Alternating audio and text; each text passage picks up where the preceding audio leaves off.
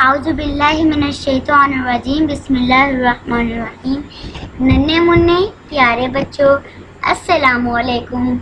Live web TV की नई video के साथ हम हाजिर हैं। अगर आपने अभी तक हमारा चैनल सब्सक्राइब नहीं किया तो मज़े की वीडियोस देखने के लिए हमारा चैनल जल्दी से सब्सक्राइब कर लें और हाँ, बेल आइकन को प्रेस करना। प्यारे बच्चों, अस्सलाम वालेकुम। आज हम क्लास 3 का जो चैप्टर हैबिटेट के बारे में हम पढ़ रहे हैं उसका सेकंड पार्ट पढ़ेंगे। ठीक है, लास्ट चैप्टर के अंदर लास्ट वीडियो के अंदर हमने डिस्कस किया था कि एनवायरनमेंट हमारे इर्द गिर्द की सराउंडिंग में तमाम लिविंग थिंग और नॉन लिविंग थिंग होती हैं, और हैबिटेट हमने डिस्कस किया था कि जहाँ लिविंग थिंग रहती हैं, फूड हासिल करती हैं, शेल्टर हासिल करती हैं, तो वो उनका हैबिटेट या होम घर होता है। ठीक है, और हमने कहा था हैबिटेट की कितनी टाइप्स हैं, दो बड़ी टाइप्स हैं। वो दो बड़ी टाइप्स कौन कौन सी थी? टेरेस्ट्रियल हैबिटेट और एक्वेटिक हैबिटेट। टेरेस्ट्रियल यानी खुश्की वाला और एक्वेटिक पानी वाला। फिर हमने टेरेस्ट्रियल हैबिटेट की कितनी टाइप्स पढ़ी थी? 5। ठीक है, अब हम एक्वेटिक हैबिटेट के बारे में पढ़ने लगे। तो देखो, एक्वेटिक हैबिटेट का मतलब होता है, एक्वेटिक कहते हैं एक्वस से बना है, या एक्वा जिसको हम कहते हैं वाटर, पानी। तो एक्वेटिक हैबिटेट वो होता है जिसमें जो लिविंग थिंग्स हैं यानी प्लांट्स और एनिमल वो पानी के अंदर रहती हैं। ठीक है, वहीं जिंदा रहती हैं। और ये हैबिटेट दो तरह का होता है, एक को हम कहते हैं मेरीन हैबिटेट और दूसरे को हम कहते हैं फ्रेश वाटर हैबिटेट। तो एक्वेटिक हैबिटेट कितनी तरह का हो गया? दो। कौन कौन सा? मेरीन और फ्रेश वाटर। अब ज़ाहिर है दोनों में फ़र्क क्या है? मेरीन हैबिटेट वो होता है जिसको हम कहते हैं समंदरों वाला, जो नमकीन पानी होता है।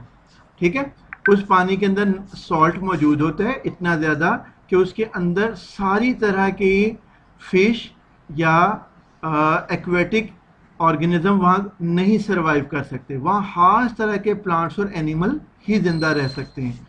तो ये मेरीन है, जिसकी मिसाल क्या है? ओशन हैं, सीज हैं, शोर्स हैं, स्वैम्स वगैरह हैं। ये जो समंदर वगैरह जितने हैं ना, इतना ढेर सारे जो पानी है, वो सारा हमारा ज़्यादातर मेरीन लाइफ के अंदर आता है, समंदरी ज़िंदगी के अंदर आता है। तो मेरीन लाइफ के अंदर खास तरह के प्लांट्स और एनिमल रहते हैं। ठीक है, दूसरे को हम कहते हैं फ्रेश वाटर। फ्रेश वाटर वो होता है जहाँ जिसको हम आमतौर पर मीठा पानी भी कहते हैं। ये वो पानी है जो हम पी सकते हैं। ठीक है, समुद्रों का पानी हम नहीं पी सकते क्योंकि उसमें नमक इतना ज़्यादा होता है। ठीक है, तो जो फ्रेश वाटर है इसके अंदर लेक्स हैं, रिवर हैं, पॉन्ड्स वगैरह हैं, स्ट्रीम्स वगैरह हैं, ये पानी शामिल होता है। और इधर भी जो है ना छोटी मछलियाँ रहती हैं, और इसी तरह से फ्रॉग हैं, टॉर्टाइज वगैरह हैं। तो कुछ ऐसे एनिमल्स होते हैं जो फ्रेश वाटर में रह सकते हैं, और कुछ वो होते हैं जो सिर्फ मेरीन वाटर के अंदर रह सकते हैं। तो इस लिहाज से एक्वेटिक एनवायरनमेंट कितनी तरह का हो गया? दो। कौन कौन सा? मेरीन और फ्रेश वाटर। अब हम आगे देखते हैं, फ्रेश वाटर के बाद नेक्स्ट हमारे पार्ट पे आ रहा है, अगली जो हेडिंग आ रही है उसमें हमने ये डिस्कस करना है कि हैबिटेट को कौन से फैक्टर सपोर्ट करते हैं। ठीक है, यानी जानदारों को जिंदा रहने के लिए खाली सिर्फ फूड नहीं चाहिए बेटा, कुछ और चीज़ें भी चाहिए फूड के अलावा, जो उनके एनवायरनमेंट में वहाँ मौजूद होती हैं, उनके हैबिटेट में। और वो कौन कौन सी हैं? उनमें हमारे पास है, पहले नंबर पर आ रहा है टेम्परेचर। ठीक है, टेम्परेचर का मतलब ये है। दूसरे नंबर पर आगे लाइट आ रही है। ठीक है, और लाइट के साथ तीसरी चीज़ क्या आ रही है? वाटर। ठीक है, तो टेम्परेचर है, लाइट है और वाटर है। टेम्परेचर से मुराद ये होती है खास तरह का एनवायरनमेंट, खास तरह का टेम्परेचर उनको मिलेगा तो वो सरवाइव कर सकेंगे। जैसे आपको याद है ना, पोलर बियर था जो ठंडे इलाकों में होता है, वो तो इतनी ज़्यादा वहाँ बर्फ़ होती है, वो तो गर्म इलाकों में रह ही नहीं सकता, डेजर्ट वगैरह में। इसी तरह डेजर्ट का टेम्परेचर तो बहुत ज़्यादा होता है। ठीक है, इस वजह से कैक्टस वहाँ ग्रो कर सकता है, बाकी सारे जो प्लांट है वो वहाँ ग्रो नहीं कर सकते। जो पाइन ट्री है वो तो सिर्फ माउंटेन्स के ऊपर होगा। ठीक है, तो इस लिहाज से खास तरह का टेम्परेचर चाहिए एनिमल्स को और प्लांट्स को ग्रो करने के लिए, और वो उसी टेम्परेचर में रह सकते हैं। अगर वो टेम्परेचर चेंज हो जाए, जैसे बहुत ठंडे इलाके के जो जानवर हैं वो गर्म इलाके में नहीं रह सकते, जैसे पांडा है, तो वो पांडा हमारे शहरों में आकर तो नहीं रह सकता ना, उसको ठंडा एनवायरनमेंट चाहिए, ठीक है। तो ये है टेम्परेचर का इफेक्ट। अच्छा, दूसरे नंबर पर है लाइट। अच्छा, लाइट कम और ज़्यादा होने से भी एनिमल्स की लाइफ और प्लांट्स की लाइफ डिस्टर्ब होती है। बाज़ एनिमल्स और प्लांट ऐसे होते हैं जो कम लाइट में सर्वाइव कर सकते हैं, बाज़ हैं जो नहीं कर सकते, ठीक है। अब लाइट प्लांट्स के लिए तो बहुत ही ज़्यादा ज़रूरी है। क्यों?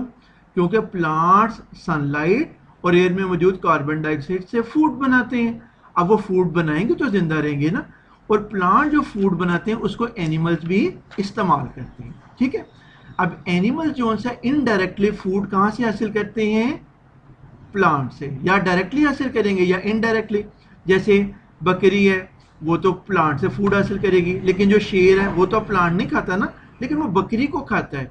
तो इसलिए डायरेक्टली या indirectly they get food from plant, वो प्लांट से फूड हासिल करते हैं। और प्लांट को फूड बनाने के लिए क्या चीज़ चाहिए? लाइट। लाइट नहीं होगी तो फूड नहीं बनेगी। इसका मतलब है तमाम लिविंग थिंग्स, चाहे प्लांट्स हो या एनिमल्स हो, उनकी ज़िंदगी का इन्हिसार लाइट के ऊपर है।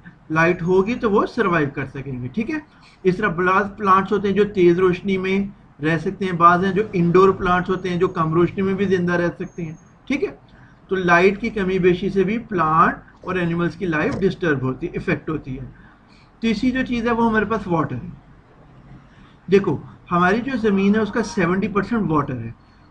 इसका मतलब है कि 70% वाटर के अंदर जो सा है वो ढेर सारे प्लांट और एनिमल मौजूद हैं। और इसके अलावा एक तो वहाँ मौजूद हैं, दूसरा जो खुश्की पर रहते हैं उनको भी ज़िंदा रहने के लिए वाटर चाहिए। जैसे लाइन है, टाइगर है, एलिफेंट है, काऊ है, या हम इंसान हैं या प्लांट्स हैं, तो उनको भी ग्रो करने के लिए, सर्वाइव करने के लिए वाटर की ज़रूरत है। अब ये चीज़ें होंगी तो प्लांट और एनिमल सर्वाइव कर सकेंगे। तो हमने कितने फैक्टर इस टॉपिक में पढ़े? 3। कौन कौन से? टेम्परेचर, लाइट और वाटर, ठीक है। अच्छा, नेक्स्ट हमारे पास जो आ रही है चीज़, उसके अंदर हमने ये देखना है। अच्छा तो बच्चों, अब हम ये देखने लगे हैं कि ह्यूमन एक्टिविटीज़ जो हैबिटेट को इफ़ेक्ट करती हैं। देखो, हम बहुत सारे काम ऐसे करते हैं जिसका असर हैबिटेट पर होता है। उसमें प्लांट भी डिस्टर्ब होते हैं और एनिमल भी डिस्टर्ब होते हैं, ठीक है। और वो एनिमल कौन कौन, एक्टिविटीज़ कौन कौन सी हैं? उनमें एक तो जो सा ना हमारे पार्ट पे आती है, डिफोरेस्टेशन है, पोल्यूशन है, ओवर हंटिंग है, ठीक है। तो पहले हम ओवर हंटिंग को देखते हैं। ओवर हंटिंग का मतलब होता है, हंटिंग का मतलब होता है शिकार करना। ओवर हंटिंग का मतलब होता है बहुत ज़्यादा शिकार करना। देखो, जब जब इंसान जो सा है एनिमल्स का, चाहे वो बर्ड्स हैं या फिश हैं या कोई और एनिमल्स हों, उनका बहुत ज़्यादा हम शिकार करते हैं, तो उसके नतीजे में ना सिर्फ वो एनिमल कम हो जाता है, बल्कि उसके नतीजे में जो फूड चेन है वो भी डिस्टर्ब होती है। फूड चेन डिस्टर्ब होने से मुराद होती है, देखो, हर ऑर्गेनिज्म को ज़िंदा रहने के लिए फूड की ज़रूरत है, और वो ये फूड किसी और से हासिल करेगा, ठीक है। जैसे बकरी हैं, बकरियों को ज़िंदा रहने के लिए क्या चाहिए? फूड। और वो कहाँ से हासिल करेंगे? प्लांट से। प्लांट फूड बनाएंगे तो बकरियां ज़िंदा रहेंगी ना। और बकरियों को कौन खाएगा? शेर। अब अगर हम फर्ज करो बकरियां बहुत ज़्यादा, या हिरन का बहुत ज़्यादा, या गाय का बहुत ज़्यादा शिकार करें, तो जंगल के अंदर ऐसे जानवर जब कम हो जाएंगे जो प्लांट खाने वाले हैं, तो उसके नतीजे में लाइन भी ज़िंदा नहीं रह पाएंगे, क्योंकि फूड चेन खराब हो जाएंगी। वो लाइन को भी ज़िंदा रहने के लिए तो जानवर चाहिए ना जिनको वो खाएगा। तो इसी तरह से अगर हम प्लांट्स बहुत ज़्यादा काट देंगे, तो बकरियां और गाय और हिरन ये कैसे ज़िंदा रहेंगे, ठीक है। तो हर ऑर्गेनिज्म दूसरे ऑर्गेनिज्म पर डिपेंड करता है फूड के लिए। इसको हम क्या कहते हैं? Food chain. तो ओवर हंटिंग से फूड चेन का बैलेंस ख़राब हो जाता है, हमारे इकोसिस्टम का बैलेंस ख़राब हो जाता है। इसलिए हमें सोच समझ कर जो ज़रूरत हो सिर्फ उतना शिकार करना चाहिए। और बच्चों, इसका एक नुकसान ये भी है कि बहुत ज़्यादा शिकार करने से बाज़ जानवरों की नस्ल ही ख़त्म होती जा रही है, वो बिल्कुल ही ख़त्म होते जा रहे हैं। तो इसलिए हुकूमत ने बाज़ जानवरों के शिकार पर पाबंदी भी लगाई हुई है।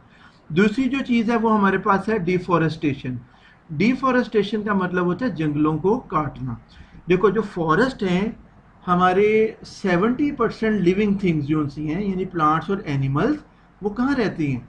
वो खुश्की के जो जानवर और पौधे हैं वो ज़्यादातर फॉरेस्ट के अंदर पाए जाते हैं, ठीक है, खुश्की वाले। तो 70% एनिमल्स और प्लांट को सरवाइव करने के लिए फॉरेस्ट की ज़रूरत है। अब अगर हम फॉरेस्ट ही काट देंगे तो वो कहाँ रहेंगे? मतलब आप देखो ना, जंगल की दरख्त ख़त्म हो जाएंगे तो अब वो जो हिरन है, क्या कहेंगे? हम कहेंगे भाई वो हिरन है, शेर है, हाथी हैं, वो शहरों में आके रहना शुरू कर देंगे हैं। शेर कहेगा वो खोल लो जी, मैं भी घर बना के रहता हूँ। तो ऐसा तो नहीं होगा ना, वो तो फॉरेस्ट में रहते हैं। तो अगर हम फॉरेस्ट ही काट देंगे तो वहाँ के एनिमल्स कहाँ जाएंगे? वो कैसे जिंदा रहेंगे? ठीक है, तो डिफॉरेस्टेशन, जंगलों को बहुत ज़्यादा काटने से भी जो वाइल्ड लाइफ है वो तबाह हो रही है, ख़त्म हो रही है। इसलिए हमें जंगलों को काटने से अवॉइड करना चाहिए। हम क्यों काटते हैं? शहर बनाने के लिए। इस लिहाज से हमें थोड़ी सी एहतियात की ज़रूरत है। तीसरी जो चीज़ है वो है पोल्यूशन। पोल्यूशन का मतलब होता है गंदगी। देखो, हम जो गाड़ियों को इस्तेमाल करते हैं या फैक्ट्रीज़ हैं, इनमें हर तरह के केमिकल्स हैं जो एनवायरनमेंट में रिलीज़ होते हैं और ये हमारी एयर को पोल्यूट करते हैं, ठीक है। अब इनको अगर हमने जो सा है अवॉइड करना है तो पोल्यूशन हमें बचानी होगी। यानी पोल्यूशन के ज़रिए जो केमिकल्स हैं जो एनवायरनमेंट में शामिल हो रहे हैं, उसको हमें एनवायरनमेंट में या एयर में शामिल होने से रोकना है। इसी तरह से कुछ केमिकल्स ऐसे हैं जो वाटर के अंदर शामिल होते हैं, उसको हम वाटर पोल्यूशन कहते हैं, ठीक है। जैसे फर्टिलाइजर्स हम डालते हैं, वो वॉश आउट होकर पानी में चली जाती हैं, या इसी तरह केमिकल्स होते हैं वो पानी के अंदर शामिल हो जाते हैं। तो जो वाटर पोल्यूशन, एयर पोल्यूशन और लैंड पोल्यूशन है, वो भी हमारी लिविंग थिंग्स की लाइफ को डिस्टर्ब कर रही है, ठीक है। तो हमें अपनी तमाम इन एक्टिविटीज़ से, जिससे हमारी लाइफ साइकिल डिस्टर्ब हो रहा हो, ह्यूमन लाइफ डिस्टर्ब हो रही है, एनिमल्स और प्लांट की लाइफ डिस्टर्ब हो रही है, उसको कंट्रोल करने की ज़रूरत है, ठीक है।